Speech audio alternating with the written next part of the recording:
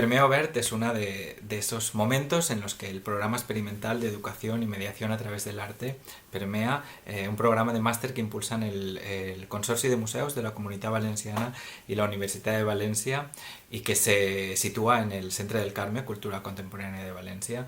Es uno de esos momentos en los que abrimos a la participación pública algunas de las cuestiones o algunos de los asuntos que durante el recorrido del programa nos van atravesando.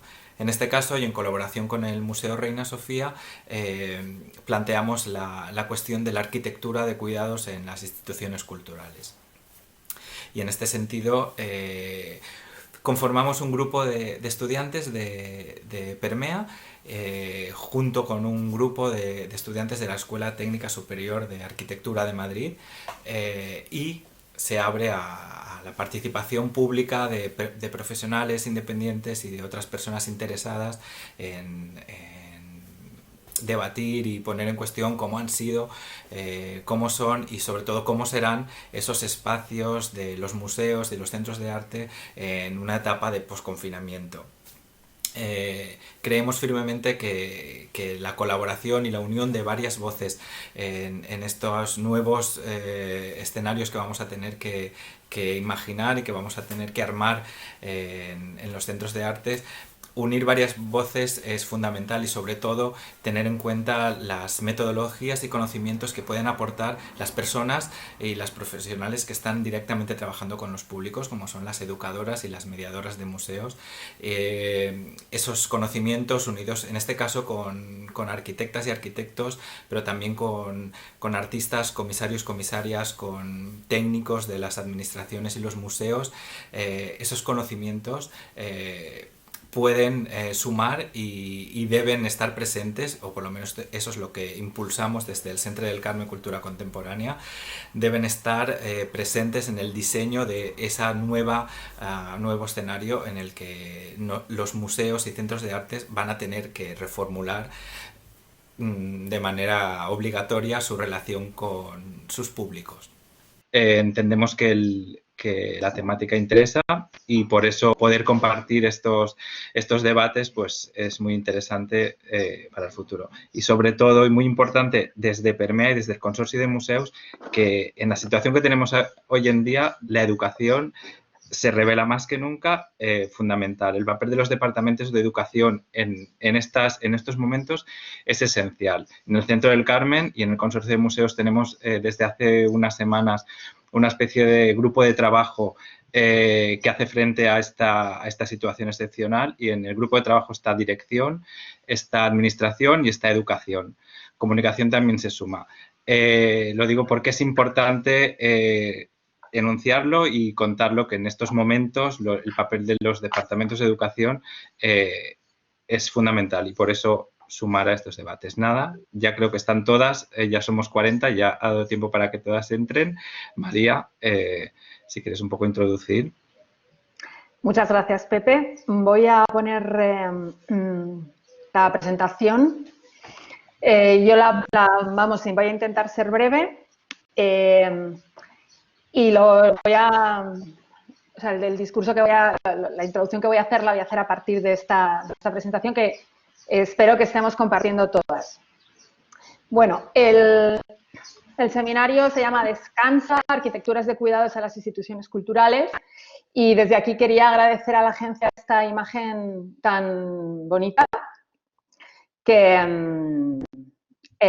nos ha regalado, en la que hay esta combinación de dos elementos duros y blandos, como son la hamaca y los ascensores de la institución que represento, y que a su vez ya comienzan con esa bipolaridad de lo duro y lo blando, lo femenino y lo masculino, lo europeo y lo que está más allá de Europa, que yo creo que es un poco el eje del que partimos para generar este seminario, ¿no?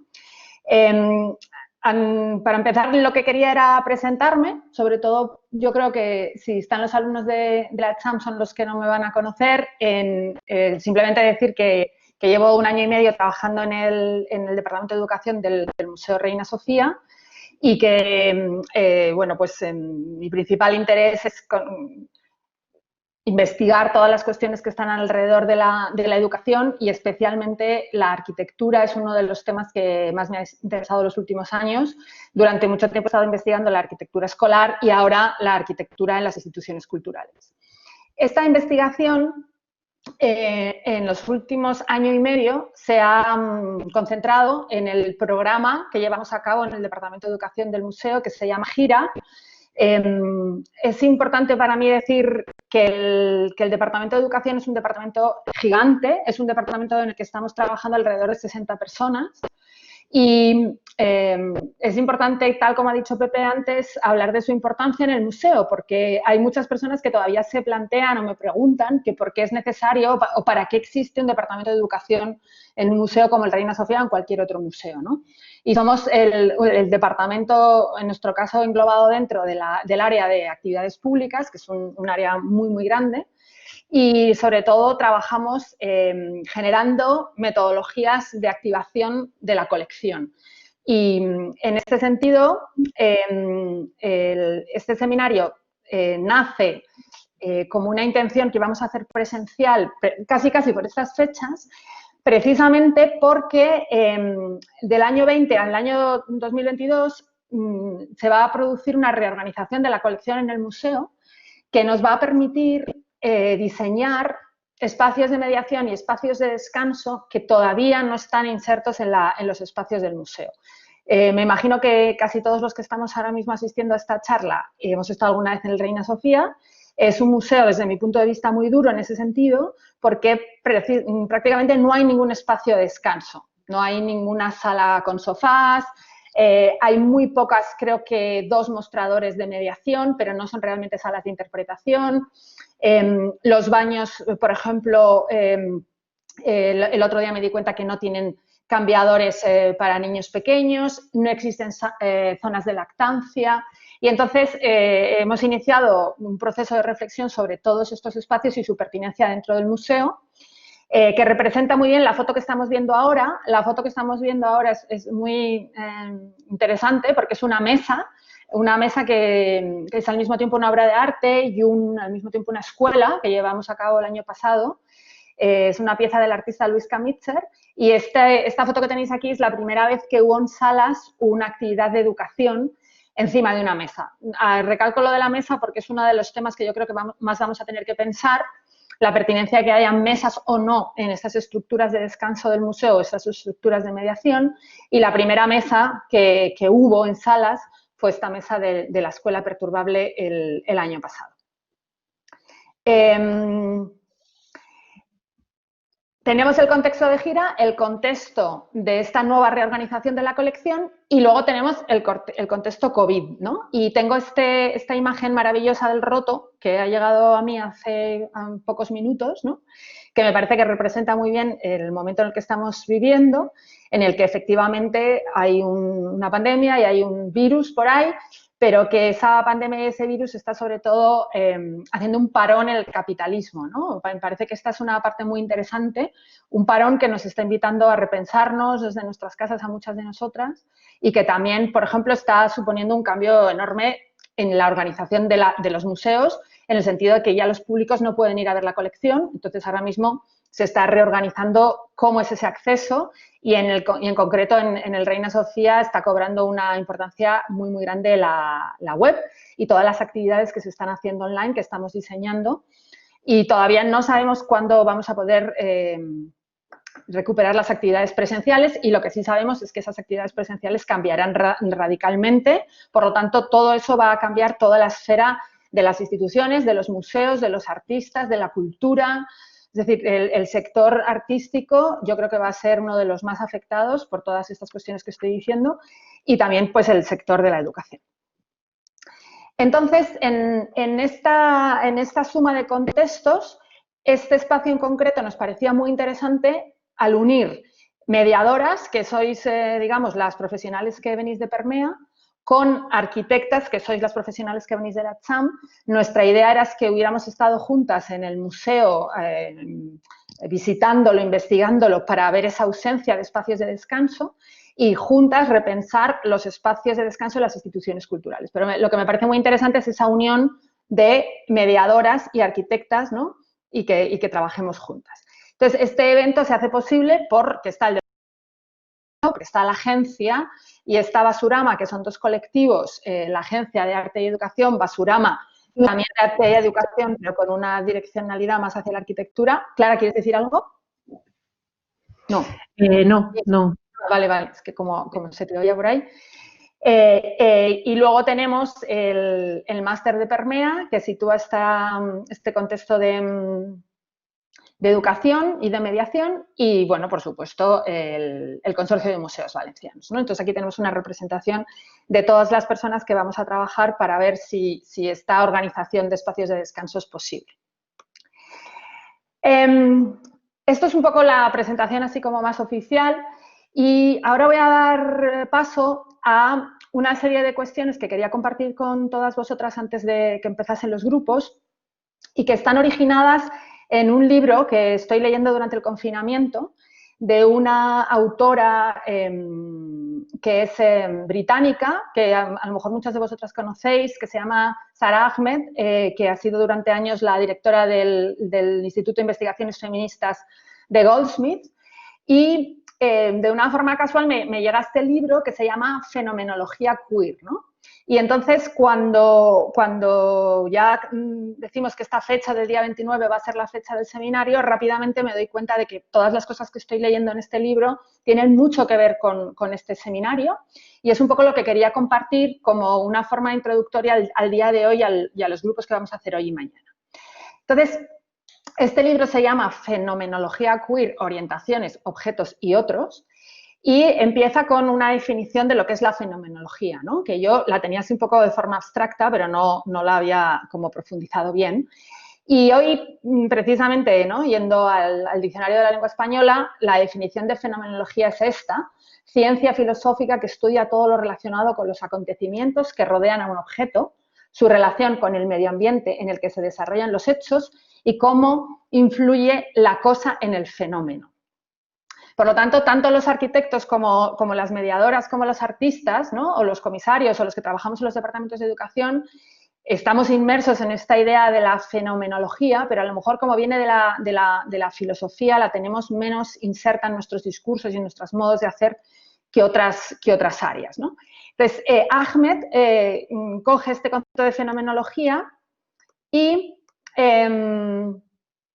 sobre todo, empieza el libro con una pregunta que me parece muy pertinente para todas nosotras y sobre todo para alguien que entra en una institución cultural, que es ¿qué significa estar orientada? ¿Qué significa saber dónde estás? ¿Cuáles son los parámetros que hacen que te sientas segura porque sabes lo que está a la derecha, lo que está a la izquierda, lo que está arriba, lo que está abajo?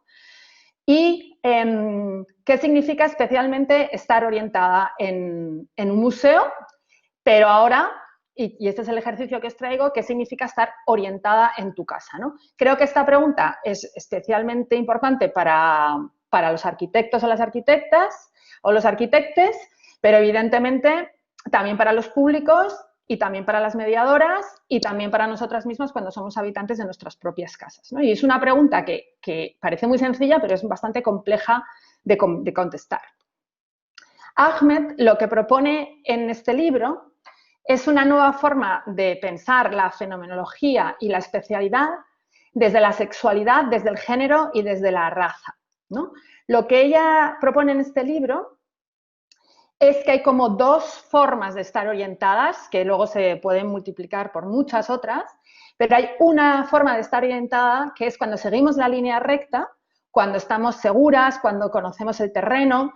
Básicamente esa forma de estar orientada está basada en unos elementos de repetición que tienen lugar a lo largo de la vida, perdón, que se me va y que hacen que esa línea recta esté clara, sepamos cuál es, la sigamos y por lo tanto nos entendemos y digamos que de alguna manera estamos seguras. Y ella plantea que esa línea orientada tiene mucho que ver con la heterosexualidad, tiene que ver con la blanquitud y tiene que ver, bueno, pues con una concepción bastante de lo hegemónico en la vida cotidiana. Y al mismo tiempo, estar desorientada, ¿qué es? Pues consiste en seguir una línea desviada, una línea que puede estar más asociada a otras formas de entenderse en el mundo que no es la blanca eurocéntrica, y por su biografía concreta, ella habla que esa línea desviada entra también dentro de su orientación sexual cuando se define como lesbiana, ¿no? Ella durante una etapa de su vida es hetero y sigue esa norma y esa orientación recta y segura, y en un momento dado se desvía y empieza a vivir una vida lesbiana. Entonces, ella nos hace entender que para que esa seguridad exista, tiene que existir la familiaridad, y esa familiaridad es un efecto de la vivencia. Es decir, esa familiaridad no es que esté aprendida en los objetos en sí misma, sino que esa familiaridad llega a nosotros a través de elementos, acciones que se repiten cuando entramos en contacto con determinados objetos que están a nuestro alcance, y esa repetición de que estén esos objetos y no otros, y que eso tenga como un calado y es como una especie de gota que se repite día a día, ¿no? Que es lo que es la repetición y la performatividad, hace que ciertos espacios y ciertos muebles y ciertos objetos de nuestras casas nos parezcan familiares, y eso es lo que configura esa línea recta, ¿no? Entonces aquí os he traído unas fotos de lo que podría ser pues, una casa, ¿no? Un hogar. Luego desvelaré que es la mía, aunque bueno, ya lo estoy haciendo ahora. Y lo que quería preguntar ahora, voy a hacer un poco una pregunta retórica porque si no se nos va a ir en tiempo la presentación, pero como veis tenemos una mesa y unas sillas, tenemos un sofá y tenemos una cama. La pregunta que os quería hacer era que, ¿qué tipo de orientación sexual tienen los muebles que están representados en esta imagen? Y, bueno, creo que es bastante fácil contestar, ¿no? O es como una cosa bastante segura contestar, que son muebles hetero. Es decir, la mesa es una mesa que está organizada en torno a un centro y que tiene 4 sillas. Esas 4 sillas nos están hablando de una configuración familiar concreta, como de la familia mononuclear, y por lo tanto simplemente por esa organización de esas sillas y esa mesa nos podemos pensar en que estamos ante un hogar de una familia tradicional hetero. El sofá, si os dais cuenta, también es un sofá de 2 plazas, es decir, que este sofá también está aludiendo a la heteronormatividad de las casas. Y por último, que ha sido uno de los objetos que más me ha sorprendido esta mañana cuando he estado analizándolos, tenemos la cama. En España estas camas se llaman cama de matrimonio, que ya lo dice todo el propio nombre, y como veis pues tiene 2 almohadas, ¿no? Y es una cama que está aludiendo en sí mismo también a este concepto de pareja heteronormativa, heterosexual, monógama y además en la mayoría de los casos cerrada. Por lo tanto, si nosotros entramos en esta casa y no sabemos quién vive en ella, lo primero que pensamos es que vive una pareja, es decir, la casa está destinada realmente a esa pareja heterosexual, y por la mesa podríamos decir que está destinada a una familia. Y ese destino y esa orientación la configuran los muebles, ¿no? Ahí es donde entra la fenomenología, es decir, la repetición de que estos muebles estén en todas estas casas diciendo este significado, están creando un tipo de familias y un tipo de parejas. Por lo tanto, lo que ocurre es que los muebles están consiguiendo cosas. Lo que realmente propone Ahmed en este libro es queerizar la fenomenología, es decir, volverla rara, oblicua. Cuando estamos hablando de lo queer, estamos hablando de lo que se desvía de la norma, y por lo tanto lo que hace Ahmed es proponer un punto de vista diferente sobre la orientación, sobre si no queremos formar parte de esa orientación recta, qué otro tipo de orientaciones y de objetos tendrían que rodearnos. Y entonces, si estar orientadas es seguir una línea recta, heteronormativa o de familia tradicional, lo que podríamos decir es que estar desorientadas en la vida de Ahmed sería seguir una vida de lesbiana sin familia, pero a mí lo que me ha dado un giro muy grande esta mañana cuando estoy haciendo el análisis de mi casa es que estar desorientada, si tú no te alineas con la orientación sexual de ser lesbiana, también puede ser soltera y formar parte de una familia disfuncional. Y entonces lo que yo he estado intentando averiguar esta mañana en mi casa era cómo los muebles que yo tenía hablaban de una orientación o hablaban de otra. Y para hacer ese análisis de una orientación a la otra, lo primero que he hecho ha sido experimentar la desorientación. O sea, andar por mi casa y andar de forma desorientada. Andar de forma desorientada me ha llegado a esta idea de que también ser soltera puede ser una forma de vida desviada, porque, bueno, por ejemplo, si aludimos al término solterona y aludimos al concepto que tenemos las mujeres a partir de determinada edad en la sociedad, en la que estar sola también se considera como un giro de desviación, podemos analizar cómo mi casa fluctuaba entre estos dos bloques. En un bloque, en los muebles me decían que tenía que ser hetero, tenía que estar en pareja, en familia. Y una cosa muy importante, ¿qué ha pasado? Se ha ido, ¿no? La presentación. ¿Se os ha ido a todos? Sí. A ver, la vuelvo a coger. Sí. ¿Qué pasa? ¿Que hay unos tiempos o qué? Ha sido muy dramático, efectivamente, justo cuando estaba a punto de hablar de... Perdón, a ver, vamos a ir al mismo, Cuando estaba hablando de la soltería, ¿vale? Vale, creo que era aquí.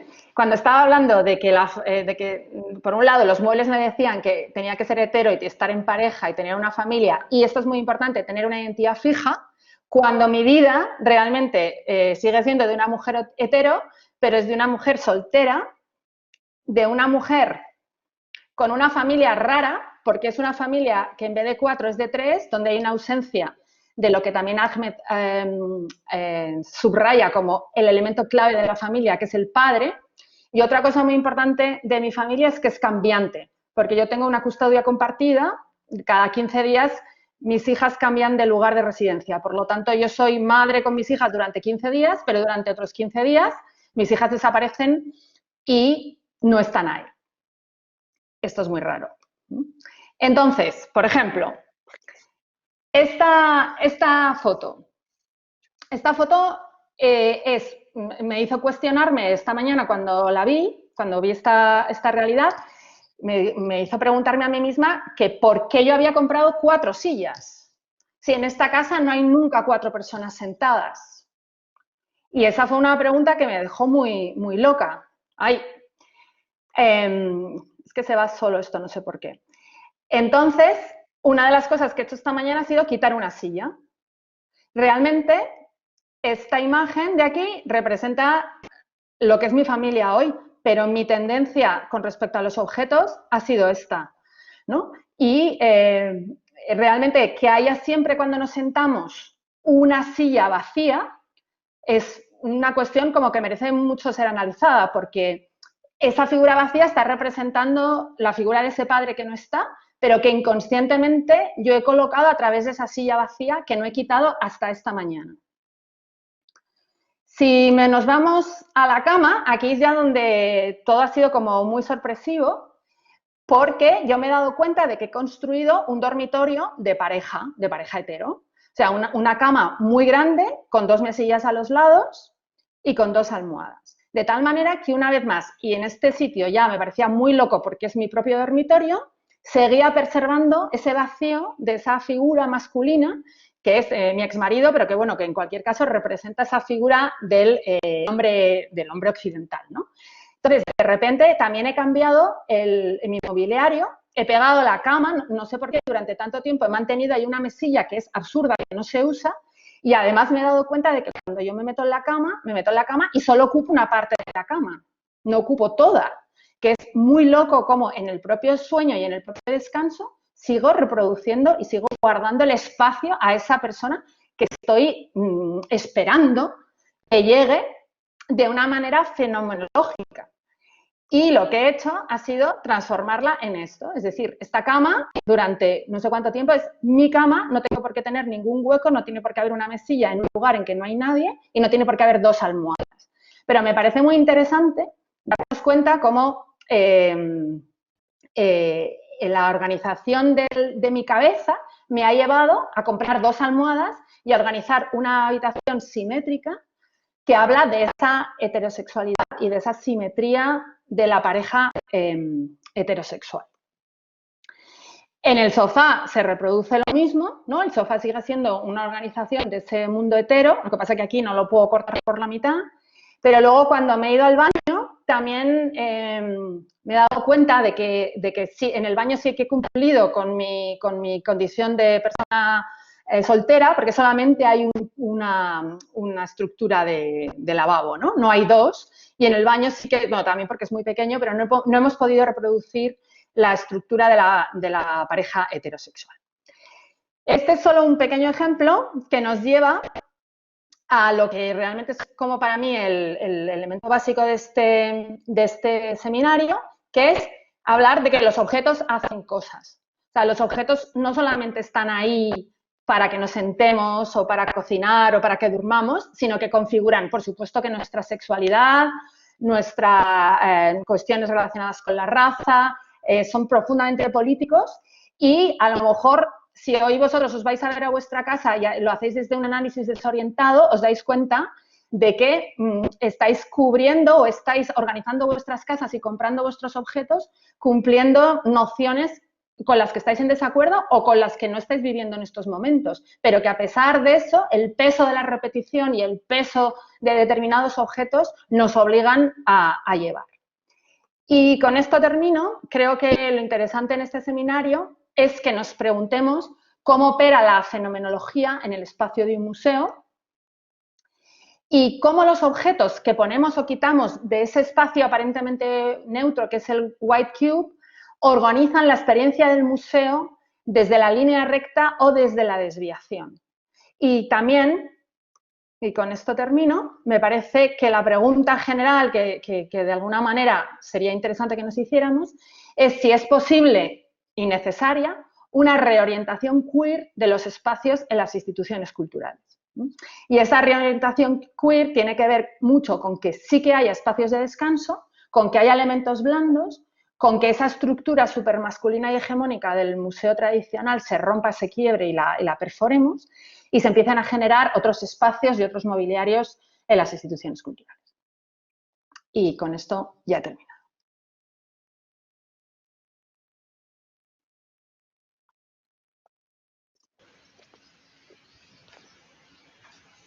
Gracias, María.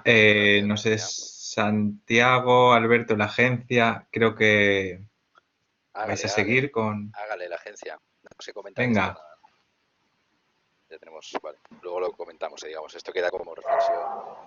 Sí, efectivamente. Sí. Pues háganle, agentes, háganle.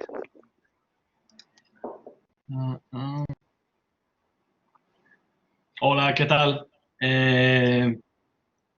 A ver si alguno de los agentes me puede ir ayudando a subir el archivo mientras yo voy empezando con la presentación. Pues nada, mucho gusto, yo soy Santiago de la agencia. Estamos aquí 5 agentes, Mariana, Mónica, Diego, Sebastián y yo. Nosotros, pues nada, agradecemos a nuestros patrocinadores por darnos esta oportunidad.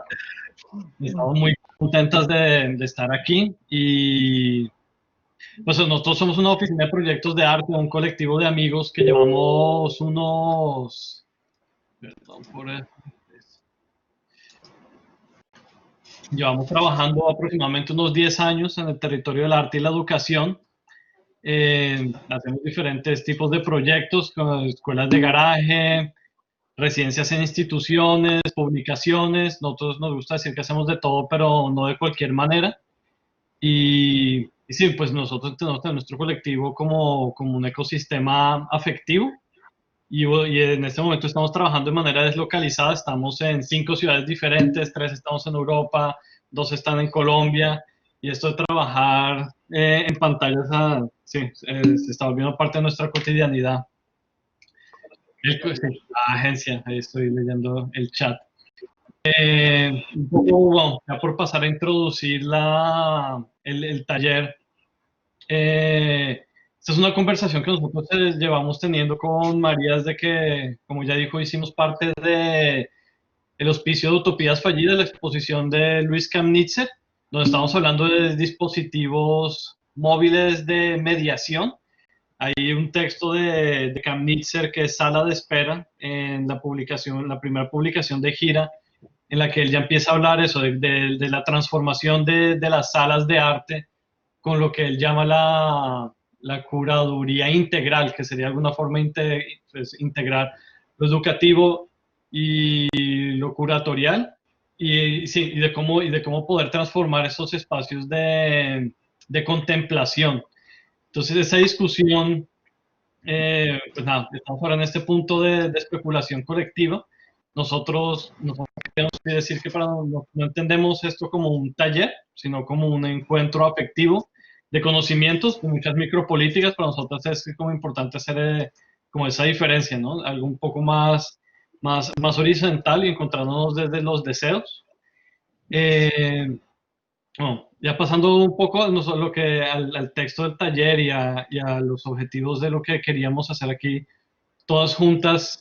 Claro, como decía María, el museo no es un espacio neutro, el museo es un espacio, una institución de la modernidad construida en base al sujeto burgués, blanco, eurocéntrico. Eso ya un poco lo sabemos, se ve fácilmente en el tipo de arquitectura del museo, en los muebles que hay en el museo, y en esta configuración del museo los espacios de descanso se han convertido en un problema y han sido históricamente relegados porque subvierten la distinción, distraen, porque hacen que la gente circule menos o circula de una manera rara, también porque el descanso o el encuentro no encajan dentro de esta lógica, y también pueden llegar a ser como rivalidad con las obras de arte, ¿no? O sea, pueden confundir, y este espacio sacrosanto del cubo blanco, pero justo esta es como una oportunidad única para enredar de otra forma esta experiencia del museo, desde la arquitectura y de la mediación y el arte, indisciplinarmente. No, tampoco hay por qué mantener las fronteras de las disciplinas claras. Y sí, a nosotros nos interesa eso, transformar el museo desde lo micro, no desde pensamientos macro, entonces de cosas que han sido no consideradas como políticas, que tienen que ver esto con la sexualidad, con las formas de relacionarnos, con formas de trabajar, con lo personal. Nosotros queremos de alguna forma llevar como lo personal a estas instituciones.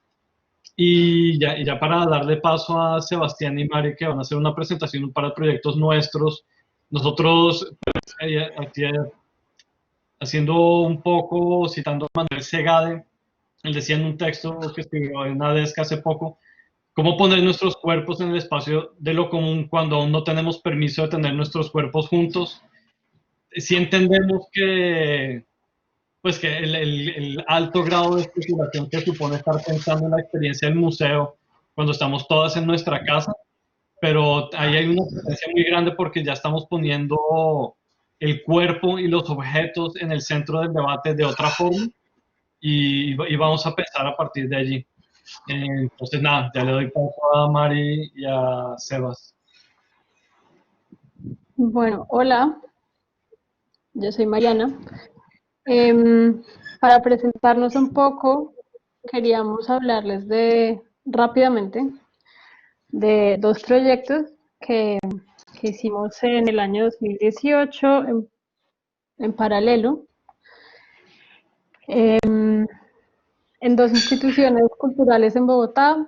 Una era el Museo del Banco de la República, que tal vez es el museo más grande, con una sala de arte contemporáneo en Bogotá, y el espacio, que es una institución más privada, pero con una vocación completamente pública, y para esos dos espacios estuvimos trabajando al mismo tiempo en dos proyectos que lidiaban bastante con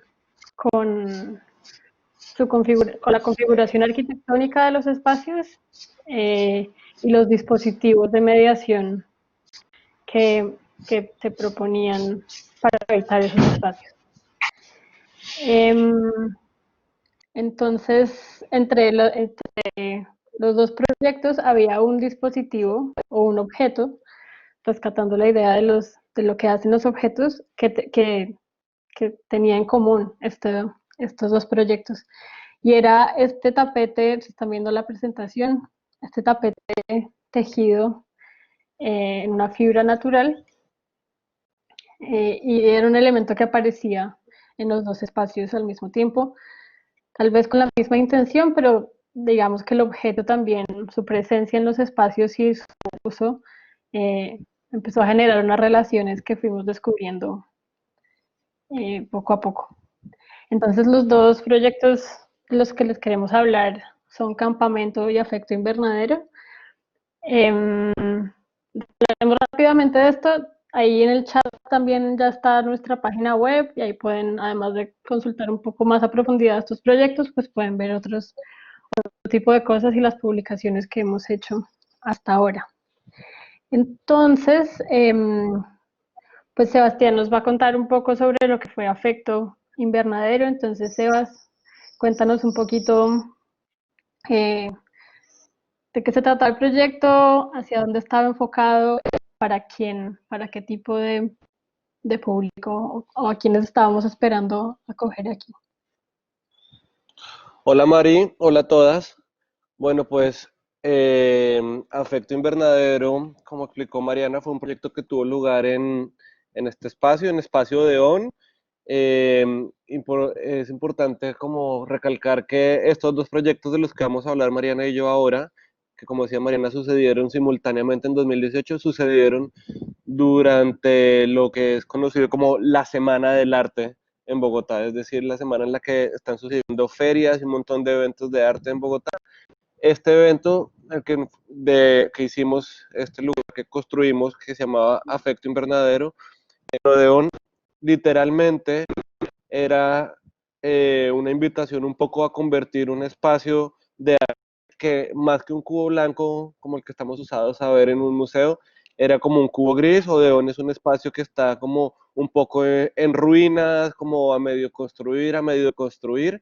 Es un espacio muy frío, entonces esta fue una invitación a generar un espacio con una programación en este lugar. Nosotros lo que hicimos fue construir en plástico la estructura de un invernadero, es lo que pueden ver en sus pantallas del lado derecho, el lado rojo. Construimos un invernadero de plástico, que todo el piso estaba cubierto en los mismos tapetes que les mostró Mariana, con una iluminación específica. Y se trataba de una estructura que era un invernadero y era un espacio para, como lo definimos nosotros, se trataba de una estructura, un invernadero, un espacio para la refracción, para pensar desde el cuerpo y desaprender desde los cuerpos, apelando a diferentes procesos atmosféricos, térmicos, causas y efectos del calentamiento local, para proponer una programación que tiene como eje central la idea del gesto y la manera en la que se relaciona con los conceptos de radiación, refracción, condensación, evaporación, entendidos como posibilidades que logran permear tanto el cuerpo como el pensamiento. Es decir, construimos un invernadero que fuera un lugar para poder cultivar el cuerpo y poder generar relaciones con otras personas. Entonces, en este ping-pong que tenemos con Mariana, ¿por qué no nos cuentas un poco de qué se trataba el proyecto de campamento? Bueno, Campamento era un proyecto que estaba sobre todo dirigido a las mediadoras del Museo del Banco de la República. El museo, o los, digamos como el equipo curatorial, estaba por una exposición colectiva grande, y por primera vez quisieron colaborar y trabajar con un agente externo, en este caso la agencia, para hacer un programa casi como una cartografía o una guía de ruta en conjunto con las mediadoras para pensar estrategias y de habitación en la exposición. La exposición justamente además se llamaba Habitación Compartida.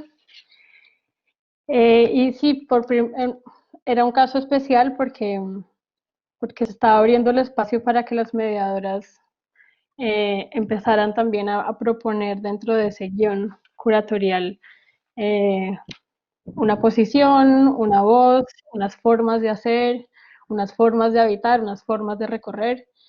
Y a partir un poco de la experiencia que hemos tenido nosotros con este tipo de encuentros, nos invitaron para trabajar junto con ellas. Entonces, en campamento tuvimos como un tiempo y una serie de encuentros y sesiones con las mediadoras para poder pensar en conjunto como ejercicios, traer objetos y dispositivos al espacio que nos permitieran recorrer, habitar, encontrar. Relaciones en la exposición que vinieron más desde una posición situada de las mediadoras, más allá de simplemente como repetir el guión curatorial o simplemente basar su experiencia en las palabras o en el discurso de alguien más, ¿no? Entonces, dentro del programa o de los objetos y dispositivos que surgieron en este proyecto, trajimos estos tapetes de fibra, que son pues como un elemento muy artesanal, que se consiguen sí, como en los mercados artesanales en Bogotá, y que pretendían ser, hacíamos un poco alusión a la idea del fuego dentro del campamento. El campamento era un espacio que habitaba, estaba dentro de la exposición y fuera, como en el mezanín de entrada. No sé si por ahí hay unas fotos de la expo. Está como las salas, las puertas, de puertas para adentro está la sala de exposición, de puertas para afuera hay como un corredor largo, que es como un poco un mezanín, y ese fue también el espacio que le dimos al campamento, que era como un momento previo para entrar y salir. Entonces estos tapetes que hacían alusión al fuego estaban disponibles un poco para que pudieran entrar y salir de la sala, para que dentro de la sala también pudiéramos estar sí, un poco experimentando el espacio desde otra perspectiva, que no es como la banca o la altura media de visión dentro de la sala, y también que pudieran configurarse en el espacio exterior, simplemente para estar, para tomarse el tiempo de leer y encontrarse con las cosas que proponía la exposición. Este mismo dispositivo, este mismo objeto, también lo llevamos al efecto invernadero. Sebas, no sé si nos cuentas un poco cuál era la función de los tapetes en el invernadero y cuál fue un poco la vida de este objeto dentro de este espacio. Claro, entonces estos tapetes que están viendo en este momento en la pantalla están en el museo que está hablando Mariana, pero si ahí Diego me ayuda con una imagen de efecto invernadero, era el mismo elemento del invernadero que construimos. Es decir, lo que sucedía cuando la gente llegaba a este espacio es que se iba a encontrar con una pared de plástico que era la entrada, que invitaba a entrar a este invernadero. Entonces, la primera instrucción que había, que no estaba escrita en ningún lado, sino se daba, como pueden ver en la foto de arriba a la derecha, es la gente va a encontrar zapatos sueltos allí, que de una vez le daba la instrucción de que para entrar a este espacio había que quitarse los zapatos. No había la necesidad de decirle a nadie que se quitara los zapatos, porque de por sí de entrada el hecho de que ya hubiera zapatos ahí y unos tapetes especiales ya invitaban a la gente a entender que solo se podía entrar sin zapatos. Una vez entraban a este invernadero, lo que se iban a encontrar era pues con esta iluminación roja, y una de las mediadoras con las que llevamos trabajando mucho tiempo en distintos proyectos invitaba a tomar un set de audífonos y había una pared en la que teníamos dispuestos muchos audífonos o auriculares en los que había unos playlists que encargamos a cerca de 20 colaboradoras, artistas, performers, personas con las que pensamos trabajar en distintas escalas. Estas personas les encargamos estas playlists y se invitaba a la gente que entraba al invernadero a ponerse los audífonos auriculares y conectarse con una de estas playlists. Así que los tapetes de entrada ya invitaban a la gente a que se podía acostar en el suelo con los auriculares a oír estas playlists sin hacer nada más que oírlas, como un poco al descanso y al ocio, pero también había una serie de dispositivos coreográficos, como los llamamos, como unas cuerdas que colgaban del techo, los mismos tapetes, que también invitaban a la gente a correr o a saltar o a bailar o a utilizar el cuerpo, porque como les expliqué hace un rato, como un poco el eje central de este proyecto de Afecto Invernadero son los gestos. Los cuerpos para nosotros son muy importantes desde hace un tiempo en la investigación que llevamos haciendo en espacios de arte. Entonces, estábamos hablando de gestos decoloniales. Entonces, un poco los tapetes eran un pretexto y una invitación a, a activar los cuerpos, a relajarse, a correr, a saltar, a utilizar los dispositivos coreográficos. Y estos tapetes fueron testigos de muchas cosas a lo largo de este proceso, de este proyecto. Fueron como les decía, era la Semana del Arte. Eso quiere decir que todos los días hay cócteles, bronches, exposiciones, performances, fiestas. Entonces, estos tapetes terminaron siendo algunos de la hora de descanso de las mediadoras y de los guardas del espacio. También resultaron siendo el lugar donde artistas, curadores, galeristas, público terminaban acostándose a descansar un rato por el agotamiento de la Semana del Arte, así como de la resaca de la fiesta de la noche anterior. Asimismo, como pueden ver en la foto de arriba a la derecha en este momento, fue como un lugar en el que las personas que tenían hijos nos agradecieron mucho, que era como el único lugar en medio de esta semana, como que es la Semana del Arte, es básicamente la semana del ver y no tocar. Era un lugar donde los niños podían correr, gatear, jugar con sus padres, divertirse, sin estar en el miedo de que, bueno, esta pieza cuesta 5.000 euros, que no la toque, que no se dañe. Entonces, básicamente, pues eso era la función de los Afecto Invernadero, como generar un espacio donde la gente se sintiera cómoda, justa y sobre todo segura. Y cuéntanos un poco tú de tu lado, Mari, qué está pasando con los tapetes allá en el Museo del Banco de la República en el campamento. En el campamento los tapetes tuvieron una recepción un poco más distante. Para nosotros era un elemento que, como contaba Sebastián, invitaba a sentarse en el piso, a quitarse los zapatos, a sentir la textura con los pies, a moverlo adentro de la exposición, afuera de la exposición. Y era una invitación a encontrarse con otras y a generar un poco esos flujos o esos movimientos que no son como no normativos dentro de un espacio de exhibición y de cubo blanco. Pero fue más difícil a diferencia de Afecto Invernadero, porque un poco sentimos un poco que es por la disposición de los cuerpos también dentro de estos cubos blancos. Digamos que está muy normalizado como cierto tipo de actitud o cierto tipo de comportamiento, y la gente muchas veces, a pesar de recibir la invitación a relajarse, a descansar, a sentarse en el piso, a quitarse los zapatos, pues desconfían de este tipo de invitaciones, o son muy tímidos o tal vez hasta pueden sentirse incómodos pensando que como que no están cumpliendo un poco con la regla. Al mismo tiempo también fue una negociación fuerte con los curadores y la museografía del museo. El hecho de meter los tapetes a la exposición era como algo que se nos permitía hacer, pero de cierta manera incomodaba un poco.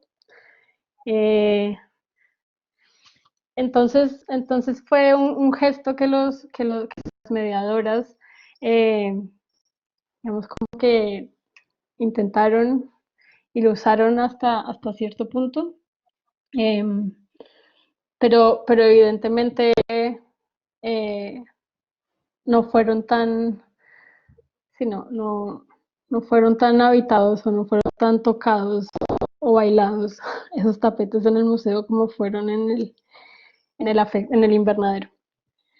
Entonces era, digamos, como que este mismo elemento nos interesaba traer este elemento a esta presentación porque pues es un objeto que también tiene un uso doméstico, que también puede trasladarse y tener otras vidas en espacios más cerrados, íntimos, eh, en nuestras casas, pero que también al sacarlos y llevarlos a instituciones culturales como con cierta función, pueden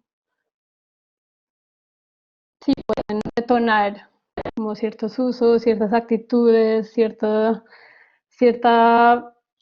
presencia del cuerpo en relación a aquello que nos rodea.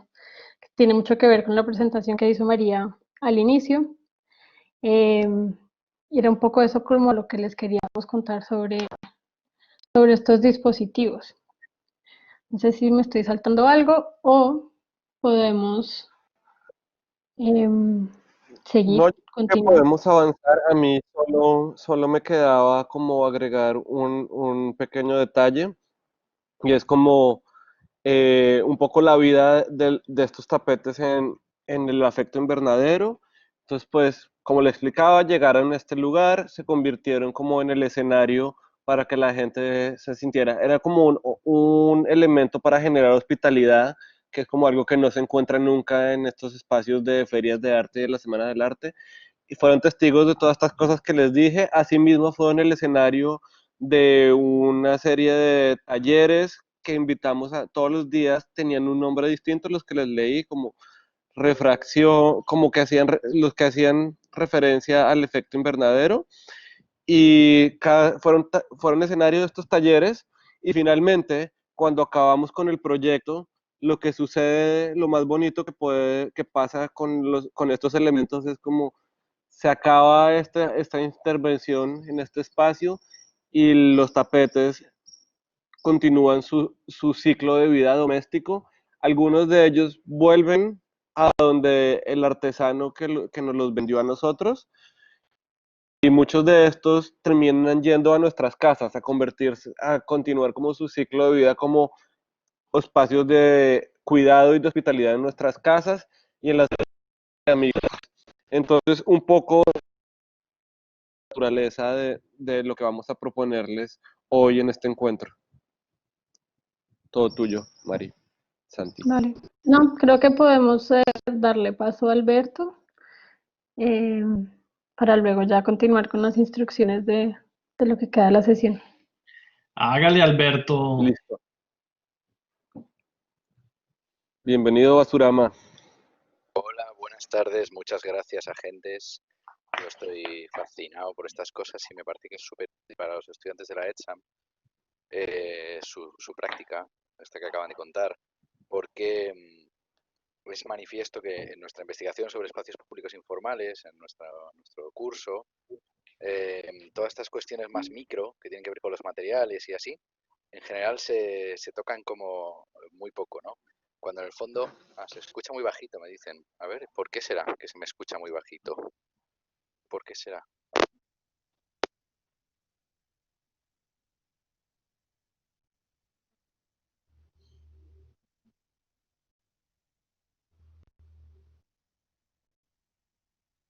No, no hay audio.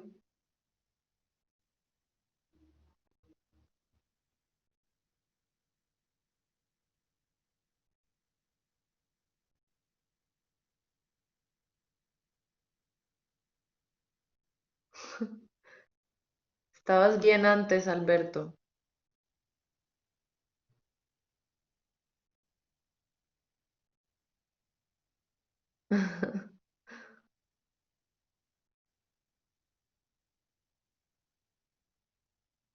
No se te escucha, Alberto.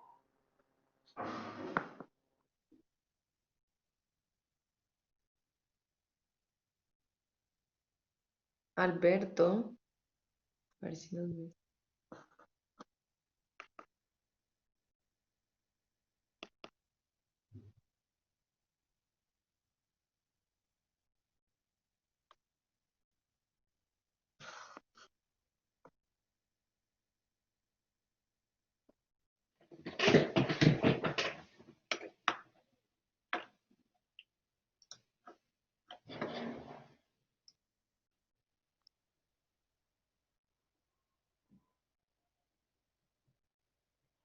¿Ya volvió? No. Hola, No. Hola, Clara. ¿estáis ya en la dinámica de los grupos? Es que me ha ido un Todavía momento. No, Ah, no. Nos estamos enrollando con nuestras presentaciones y Alberto está teniendo dificultades técnicas. mm, yo lo veo. Ah, ya salió de pronto.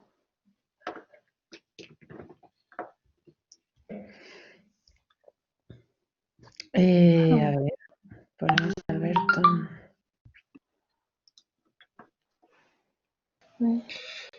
Pues si Alberto salió, a lo mejor queréis empezar contando cómo serán las dinámicas, cómo nos organizaremos por grupos, demás.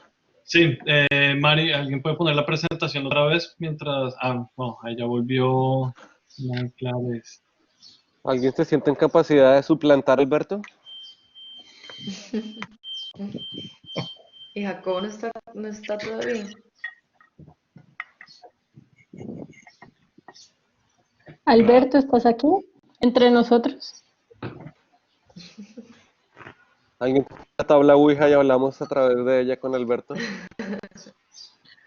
O mientras Humberto resuelve, les podemos ir adelantando, como decía Pepe.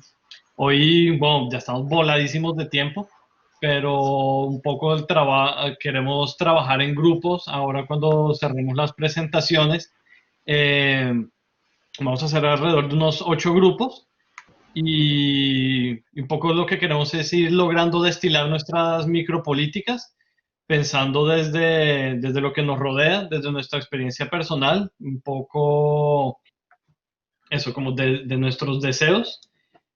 El ejercicio lo llamamos casa abierta, es un ejercicio sencillo, es dibujar el plano de la casa en un papel. Sí, no tiene por qué ser un dibujo aquí especializado, que ya sabemos que estamos con los arquitectos que ahí va a haber batalla, pero eso es dibujar un plano de la casa rápido, no tiene por qué ser con mucho detalle y presentarse a partir del plano de la casa, ¿no? Cómo es, con quién se vive, qué plantas hay, un poco yo creo que relacionado con lo que decía María. Es un ejercicio para que nos vayamos conociendo porque también vamos a trabajar los mismos grupos hoy y mañana, entonces es algo como que queremos ir construyendo, como pues sí, estos grupos. De ahí vamos con este plano de la casa, lo vamos a transformar en un centro cultural. Entonces, claro, ¿qué tipo de centro cultural nos gustaría que fuese nuestra casa? ¿Cómo funcionaría ese centro? ¿Para quién? ¿Qué nos gustaría que viniera? Si tuviera algún nombre. Y finalmente lo que vamos a intentar es sumar todas las casas dentro de los grupos y construir un macrocentro y empezar a pensar entre todas qué pasaría en los intersticios, qué pasaría con el cuidado, qué sucederían las fricciones de estas fronteras. Y si nos alcanza el tiempo, vamos a presentarlo al final de la sesión. Un poco viendo la presentación de María, yo quería decir algo y era... Sí, yo no sé si María compró los muebles en IKEA, es poco probable o probable. Claro, la estandarización de la experiencia y las soluciones universales, yo creo que también eso pasa mucho como nos relacionamos con los objetos y es de dónde salen los objetos que están en nuestra casa y qué cultura hay alrededor de ellos. Yo creo que también se ve mucho no solo el uso que le damos, sino sí, vienen como de una idea estandarizada, IKEA o estas grandes superficies que producen objetos de una manera universal. Y yo creo que eso es algo que en lo que podemos evitar caer, y es en estas zonas de descanso que pensemos y en esto que empezamos a especular, no, sí, no estamos intentando dar una solución universal a la sala del museo, sino un poco hablar desde lo personal. Y, y yo, sí, yo creo que hay una diferencia muy grande allí, porque sí, no hay una solución que se aplique a todos los casos sí, de todas las salas y todos los museos y sus diferentes partes. Yo creo que eso también es algo que tiene que ver, pasa por la experiencia de las mediadoras y por la experiencia que todas tenemos con los espacios de arte y de cultura. Un poco como un texto que leímos de Alberto, donde él hablaba cómo es visitar el museo con su hijo, cómo es visitar el museo con su padre, y sí, hay, como hay una diferencia muy grande cuando se visita con, sí, con un niño que ni siquiera tiene esta formación cultural y ordenada de consumo de cultura, o su padre que ya visitó Reina Sofía toda su vida y que sabe que es un muy buen espectador y lo ve todo y lo lee todo y nunca se desvía de la línea. Y yo creo que un poco la potencia de este encuentro está también en eso, ¿no? En recordar las formas y las situaciones en las que normalmente vamos a estos espacios. Y ya volvió Alberto, Sí, ¿no? Ahora funca. ¿Se me oye o no se me oye? se te oye. Sí. Joder, qué angustia, por Dios. Llevo trabajando online todos los días y se cae ahora mismo. Nada, voy a contar la joda que tengo en literalmente 3 minutos, ¿vale? Literalmente así. Básicamente, yo con esto que decíamos de visitar el museo con mi padre y con mi hijo y no sé qué, para mí es importante pensar el museo como un lugar de cuidado, descanso, de ocio, en el mejor sentido de la palabra ocio. Es decir, yo creo que no se puede pensar en el museo como un lugar de formación, de ir a hacer la formación militar, ¿no? A moverse por el museo como te digan que te tienes que mover. Sin embargo, la mayoría del público se mueve así, en parte sin darse cuenta. Creo que en esta instancia de pensar en los espacios de descanso en Reina Sofía, habría que también hablarle al público para que se comporte de la manera que quiera. En una biblioteca pública, en una biblioteca municipal, que yo visito frecuentemente porque en mi casa no se puede trabajar, porque está llena de caos, la gente va a dormir. Todos habéis ido a dormir a una biblioteca alguna vez, ¿no? O echar un ratito una siesta, o en efecto dormir. O sea, ir a dormir. Es decir, no tengo otro sitio donde ir y voy a dormir. Yo, por ejemplo, he ido a la biblioteca a dormir porque mi hijo era pequeño, no me dejaba dormir, me iba a la biblioteca, tenía media hora, decía voy a dormir en lugar de trabajar porque es mucho mejor, ¿no? Desde ese punto de vista, me parece que estaría muy bien pensar que en el museo también se puede dormir.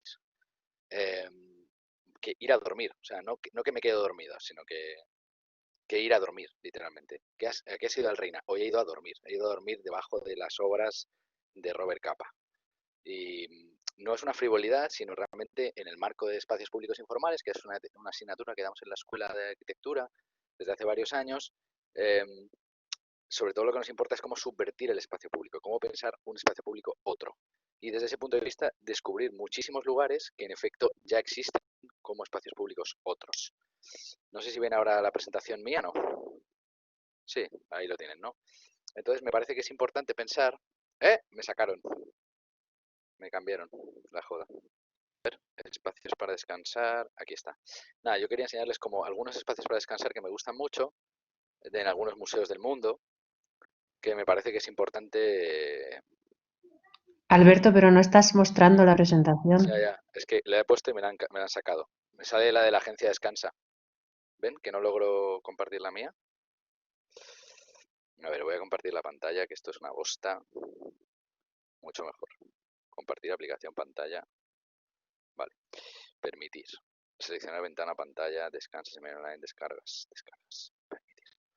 Ahí lo llevamos. Vamos a verlo. Nada, veis ahí esta biblioteca que ahora sí que veis, ¿no? ¿Veis un niño que se asoma a un espacio verde? ¿Lo veis o no? Correcto, sí, ya Vale, estamos. vale, perfecto. Eso es un espacio de niños de una biblioteca finlandesa.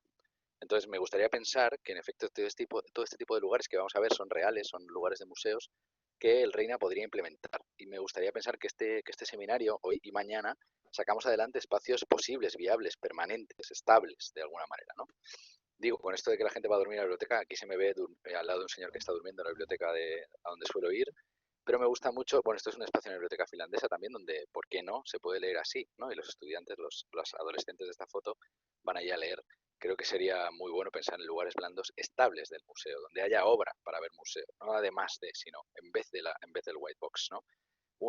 Pero digo que es importante pensar en el público, cómo va a visitar el público. Un caso que me gusta a mí muchísimo son los proms del Royal Albert Hall en Londres. En esta parte alta que vemos a la izquierda, la gente paga muy poco el billete, hay que conseguirlo en el último minuto y vas allí a dormir, a besarte con tu pareja, a hacer picnic, estás descalzo. Y yo siempre que he ido 3 veces, siempre he dormido. He dormido parte del programa musical tan a gusto, ¿no? Veis aquí un poco el ambiente que hay en este espacio rotonda. Y es que la gente ya desde la fila está comiendo. O sea, esa idea de vamos de fiesta al concierto de música clásica, ¿no? No vamos a estar emparados. ¿Cómo trabajar para que el público sea así? Creo que también hay que dar espacios de nada, como este lugar maravilloso, el Seschi Pompeia de Lina Bobardi en San Paulo, que tiene un lugar el más así, de la entrada, digamos, el más importante del principio del centro cultural, que está lleno de nada, como veis, ¿no? Tiene lugares para estar aquí hueveando con esta mujer. Y de hecho, al lado de ese espacio hay una sala que está vacía totalmente, ¿no? Tiene una ría, tiene agua ahí dentro, ¿no? Y ha habido durante muchos años una barbacoa gigante para hacer asados y para hacer rituales, queimadas, etcétera, ¿no?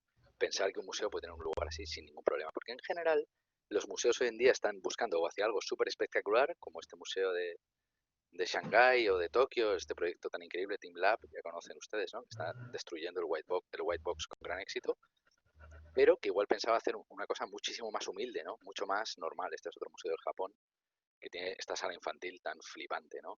Que está llena, como veis, está llena de palitos. No se puede hacer ya ninguna muestra, aquí no se puede meter obra ni nada, sino que es la propia relación entre sí, entre los niños y los juegos, la que hace la obra en sí, no hace falta tener otra cosa. Claro, porque me parece muy importante que pensemos que el espacio de descanso nos permite visitar el museo como queramos. Esto haría que no hubiera guías, que no hubiera discursos curatoriales, que no hubiera maneras, no hubiera narrativas del museo, sino libertad. En el Museo de Arte de San Paulo, de Lina Bobardi, originariamente los cuadros se podían ver también por detrás, ¿no? O sea, puedes ver la parte de atrás, el marco y la parte de atrás del cuadro. Eso me parece como el mayor ejemplo de una libertad total de usos. Y en base a esta idea de una libertad de usos y una libertad de visitas, creo que estaría bien pensar, no, ya digo, no cosas como blandas o etéreas o que pasen por ser un manual o un programa o una forma de hacer, sino unos espacios que permitan exponer obra que ahora mismo puede no estar en el museo o que puede estar en el museo, que nos permitan visitar las salas como queramos. Esta es una cosa fundamental. Y lo único que vamos a ver es el Museo de Arte de San Paulo, cuyo sueño era tener una plaza delante, y de hecho tiene una plaza gigante debajo, ¿no? El Reina tiene una plaza delante, el Carme tiene una plaza delante, tienen los dos espacios disponibles de sobra como para poder pensar en espacios libres. No hace falta que estén llenos de obra, no hace falta que tengan una obra que esté molestando, digamos, a la gente, ¿no? Entonces, desde ese punto de vista, pensemos en toda clase de atrios, espacios de encuentro, espacios comunes, espacios típicos de espacio público, ¿vale? Esta asignatura nuestra se llama Espacios Públicos Informales. Entonces pensemos cómo convertir el museo en un espacio público, en una calle por donde se pasea, en una plaza donde hay libre, donde se juega, donde se duerme, donde se hace el amor, en un parque donde se hace el amor, donde se duerme, etcétera, ¿no? Pensemos en situaciones como las plazas que tiene el Pompidou delante que nos permitan llegar al museo y usar el museo libremente. Me parece que ese es el único cosa que me interesa. Cerrando, básicamente pensar que aquí se ve muy bien esta pieza de Milimbo en el Centro Cultural Contemporáneo del Carmen, que hay muchas obras que se pueden encargar y pagar que funcionan de esa manera. No pensemos que las obras no se pueden tocar. Desde ese punto de vista, el trabajo que acaba de plantear la agencia me parece que es una manera muy potente de decir, oye, usa el museo de otra manera. Entonces, resumiendo, aquí en mi presentación quedan todos los espacios del Carmen y del Reina Sofía disponibles, ¿vale? Los pasillos, el patio, los patios, los claustros de los dos museos que están en juego aquí, la sección del Museo Reina Sofía, que es súper importante, tal vez no todo el mundo la comprende, pero los arquitectos la comprenden perfectamente, nos la pueden explicar unos a otros, etcétera. Los planos, para poder sacar adelante algo, no hoy, pero sí entre hoy y mañana, algo masticable, digamos, algo que sea que no sea tan etéreo. Desde ese punto de vista quería enseñaros una cosita que han hecho en el Victorian Albert Museum recientemente, que lo que han hecho básicamente es cambiar la entrada y fabricar este lugar tan fluido, tan increíblemente hermoso, que es muy hermoso. Veis aquí esta plaza, de modo que esto te mete directamente a la cafetería. O sea, lo que han hecho en el Victorian Albert Museum para cambiar todo el museo es hacer una entrada que te mete directamente a la cafetería, cambiar la circulación del museo. También creo que podríamos trabajar en ese sentido, es algo muy concreto y no es nada etéreo y algo muy masticable. Claro que la cafetería del Victorian Albert Museum está diseñada por William Morris ad hoc para ese museo hace 150 años o hace 130 años al menos, y es una obra más del museo. Pero bueno, pensemos que se puede cambiar la circulación, se pueden buscar espacios, que se pueden buscar dispositivos, que se pueden buscar objetos que nos permitan eso, poder pasear por el museo, ir allí a dormir si queremos. Ese poquito quería contar.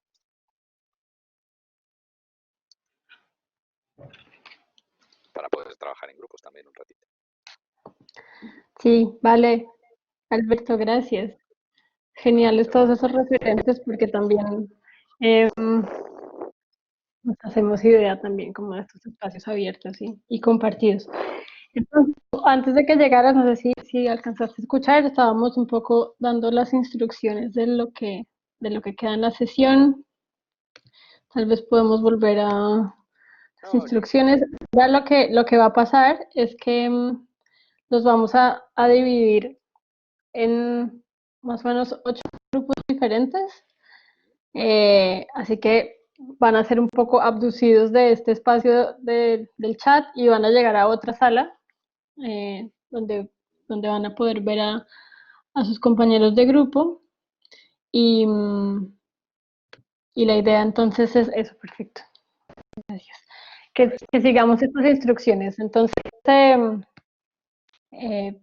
primer paso, dibujar un plano de su casa y nos presentamos uno a uno de manera muy corta y concreta a través de este plano y a través de las particularidades o algunos detalles que queramos compartir de la cotidianidad de este espacio en nuestras vidas. Y justo ahora creo que pasan cosas que tal vez no pasaban antes.